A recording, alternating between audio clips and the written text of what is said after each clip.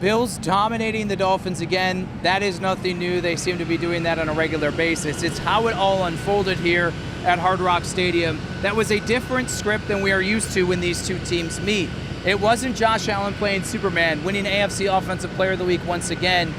It was James Cook cooking and a defense being opportunistic, and especially with guys that you didn't even think would be on the field. Let's start with the offensive side of things and James Cook, a guy that you and Lindsey Mopper both had as your keys to the game moving into it.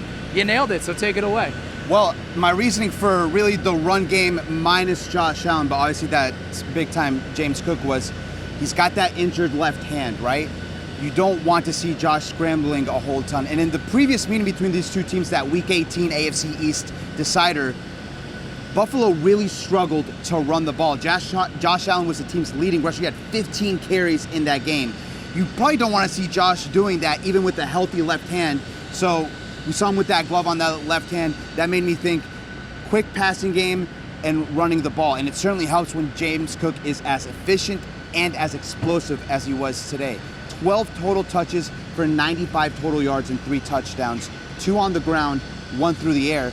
Takes all of the pressure off of Josh. He can dink and dunk it when he needs to, and then we can see him make kind of those Josh Allen type of plays, like when he, on 3rd and long, when he goes to the sideline, extends the play, and finds Ty Johnson deep down the sideline to set up a James Cook rushing touchdown.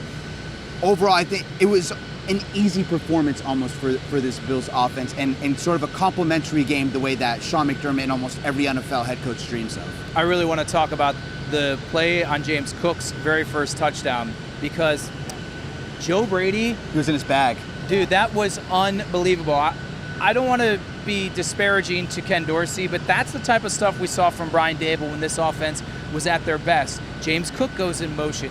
Curtis Samuel goes in motion, kind of circles back into the backfield, then goes the opposite direction. Cook goes out into the flat. There's picks and guys crossing the field, and that's what allowed Cook to be so wide open. It was just so complex and so also obvious in things that so many of us have been banging the drum for this offense to do, to show more things, be more creative, use pre-snap motion, because they have playmakers like a James Cook.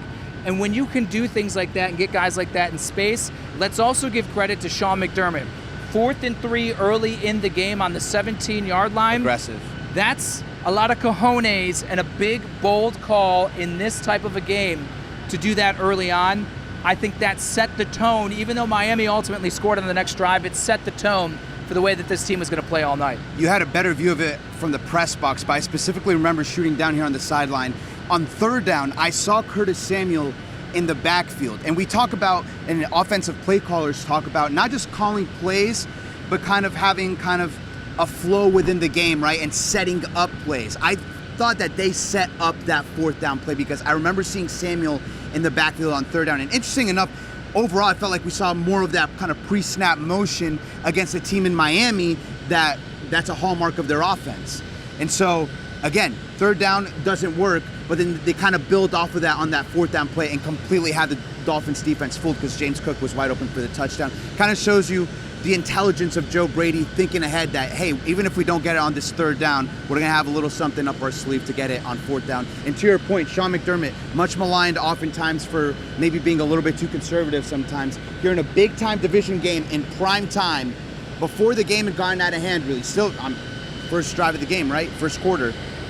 To go for that and set the tone early with the touchdown, because I think it was off of a turnover, right? They could have easily settled for 3 points, saying, hey, we're not going to waste this turnover, we're going to convert it into points, saying, no, we want the touchdown, we want to set up our defense for success. Big credit to both of those coaches.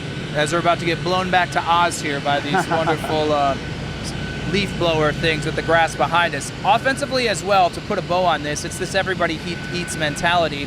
Josh Allen didn't have to throw the ball a lot, which means the receivers and pass catchers just didn't need to be involved a lot. Khalil Shakir had a fantastic, his typical efficient day, leading the team as a pass catcher. But Marquez Valdes-Scantling, really, I don't think he had a catch. Curtis Samuel did not have a catch. Keon Coleman maybe had one. It's just, it was very limited production from the wide receivers, and that's not a negative, but to this point, no one really popping off at that position, and it's just furthering the narrative that I think a lot of us, and me, at least I'll speak for myself, I just keep telling people it's going to look different I think a bunch of guys maybe in that 500 to 800 yard range at the end of the year. It's going to differ game to game, but I think that's just going to kind of be the recipe for success. And through 2 games, 30-plus points each, success is what they found. It's really hot and sticky here in Miami. Got this rack to wipe off the sweat. This is probably, I went to college in Florida. This is probably not the hottest, but this is the stickiest game I've ever covered. It was insane. A couple of quick notes.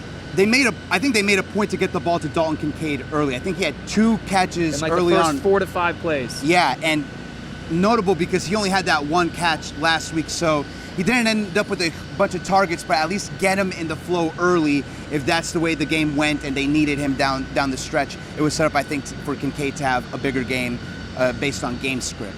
And then Khalil Shakir. I think no receiver, kind of to your point, is kind of separating themselves as, this person that's going to have a huge amount of stats by the end of the year. But I think Khalil Shakir is separating himself in the sense of kind of being that security blanket. 3rd down, who are we going to look to move the chains? He just always seems to be open, sure-handed. We saw that last year. We've already talked about the incredible balance last week against Arizona. He just seems to be the steady guy. There will be guys, I think, whose peaks are higher than Khalil Shakir's in terms of stats. But Shakir, I think, is kind of be that steady guy that every week, 3, 4, 5, 6 receptions, 2 or 3 first downs in the kind of game. The kind of security blanket that when you lose Stephon Diggs and Gabe Davis, it's nice for Josh Allen to know that he has. One final note on Josh Allen. Final stat line may not be super big, but holy heck. That throw on 3rd down to Ty Johnson, rolling to his right, and it was right over here at the goal line, short of it, to set up a James Cook kind of walked right in type of a touchdown. Yeah.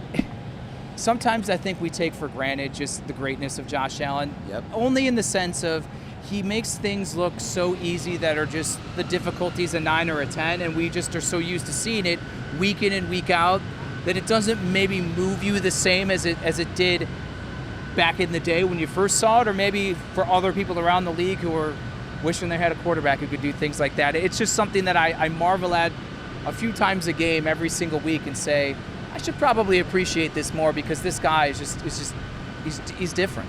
And it's interesting to see, last week was a week where the Bills needed Josh to be Superman. This was not one of those weeks. You could kind of see that maybe he sensed that. He didn't force the ball. There was no kind of turnover risk plays where he threw the ball to a Dolphins DB and they just dropped it. He was efficient, took the plays that needed to be there, ran the ball, and the couple of times that they needed a big play out of them, he was there to make. And that's not something that we've always seen from him. Last year in this same stadium, he had, 3 interceptions, and the Bills still find a way to win the game. Deontay Hardy returns, has a return touchdown. A mature game from Josh Allen in this one tonight. Let's go to the defense because they probably were the true heroes of this one. Yep. And let's go to the true hero, Ja'Marcus Ingram, a guy that almost wasn't even up last week for the Arizona game, now thrust into a dime defensive back position, something he's never really done before in his career. And all he does is not get just 1, but gets 2 interceptions, takes one of them to the house. And the thing that really resonates, and listen, teammates get happy for their teammates when they succeed, but you could feel a genuine sense of excitement for a guy that is clearly respected in the room for grinding, doesn't make the team, battles on the practice squad, gets very limited opportunities, but when he has had them, has taken advantage of it. He was the star tonight for sure. To your point, half of the offense was out there celebrating that pick 6 with Ja'Marcus Ingram, which again kind of shows that respect that they have for him in the locker room. It's fascinating because I sat down with him maybe like a week before roster cuts or something like that. And he talked about how his goal was not just to make the 53-man roster. Yes, it was a goal of his. He would feel blessed to have that opportunity. But he wasn't satisfied with just having that. He wanted to, he talked about making the Pro Bowl and just being placed in situations and taking advantage of whatever opportunities arose for him on defense. And I think this was one of those nights where taking advantage of opportunities is kind of that key phrase for him. That first interception, the ball was thrown by Tua. I forget which. It was a perfect throw. It was a good throw, just bounced off his chest. Ja'Marcus Ingram ready when the time calls. The ball comes his way. He makes the catch. Then that second interception, a terrible decision by Tua. First off, hopefully he's okay because kind of everything that happens in this game is secondary to his health. Right. A scary situation considering the injury history that he has with concussions. that to the side, that decision on the pick six was an awful decision. We talk about Josh being efficient. You see kind of the juxtaposition of Tua's game with Josh's game tonight. So, Ja'Marcus Ingram in the right place at the right time. There, takes it back for the pick six. And it just really felt like an opportunistic night, not just for him, but for this defense as a whole. And the other person who had to get thrust into action and did a pretty good job after needing to settle in a bit is Balen Spector. Terrell Bernard goes out with a pec injury, does not return. At this point, we're obviously taping this immediately after the game.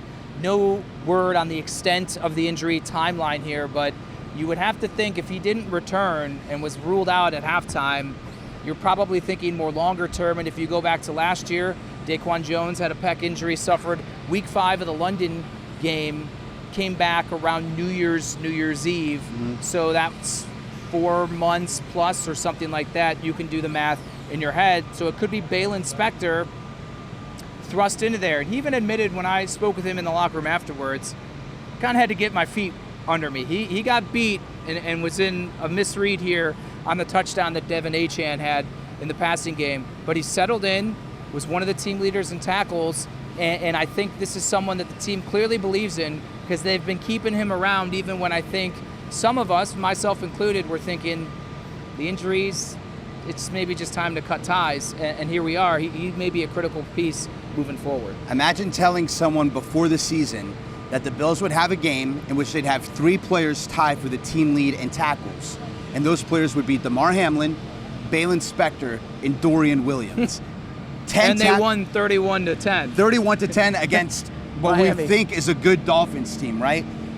Incredible. It's something that even Josh Allen shouted out. He was asked about the defensive performance. He said, unbelievable job.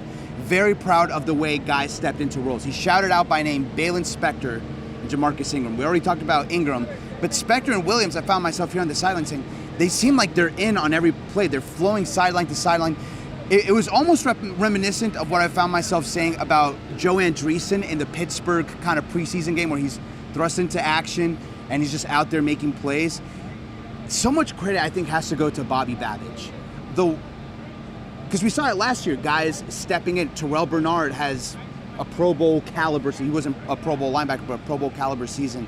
And again, this year, guys go down, and there always seems to be a guy there coached, ready to step in. And they don't just step in and play, but they make plays and contribute to the team winning so far with a 2-0 record through 2 weeks. We talked about Joe Brady earlier and that 4th down call and what a job he did. I think you just have to have a hat tip for the entire Bills coaching staff because they coach circles around the Dolphins coaching staff here tonight. I'd throw Sean McDermott in there, someone who gets criticized a lot, and some of it is absolutely warranted. But when it comes to defense, Bobby Babbage is the DC. You best believe Sean McDermott still has a really strong hand in this, and I think he, as much as anyone else, is a reason that, especially in the defensive backfield, guys get thrust in and are always seemingly successful. Christian Benford is like a silent assassin out there. That dude is just completely fantastic, but he's just so mild-mannered and quiet that you just don't talk much about him. Cam Lewis had another very good game as Taron Johnson was out for this one. The Bills are making it work for now. We'll see how the long-term solutions go. But you mentioned Dorian Williams. He's another one that I was incredibly critical of the draft pick at the time.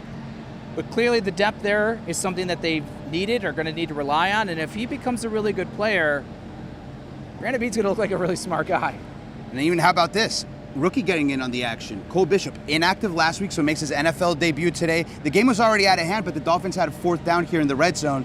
Cole Bishop goes up and has a nice pass breakup in the end zone. And it looked like a nice moment for him. Like a lot of teammates congratulating him on the field, running off to the sideline. A good play for a rookie that hasn't played a lot yet. We've heard from the coaches that has a lot of catching up to do. To have something tangible that he can kind of point to and say, hey, here's an example of the process working and me being in the right position, the right place, and making the play. A nice moment for Cole Bishop going forward. So now the Bills are 2-0, get a little early leg up on the Miami Dolphins, who certainly are dealing with a ton of uncertainty moving forward at the quarterback position. As you said, really scary situation with Tua Tagovailoa once again. You hope for the best.